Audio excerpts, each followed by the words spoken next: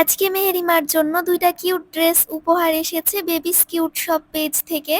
আপুর পেজে গেঞ্জি কাপড়ের অনেক কিউট, কিউট কালেকশন পাওয়া যায়। এখানে আপু ২ টা ফ্রক টাইপের গেঞ্জি কাপড়ের ড্রেস মেহেরিমার জন্য পাঠিয়েছে। একটা ইয়েলো প্রিন্টের মধ্যে ছিল এবং আরেকটা ছিল ক্যান্ডি, ক্যান্ডি টাইপের।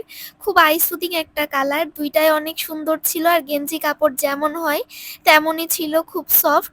তো এবার মেহেরিমাকে সাজানোর পালা। ঝিনুক পেজের এই হেয়ার কম্বোটা দিয়ে আজকে ওর হেয়ার স্টাইল করেছিলাম। মাশাআল্লাহ প্রথমবার ওকে এই স্টাইলটা করলাম।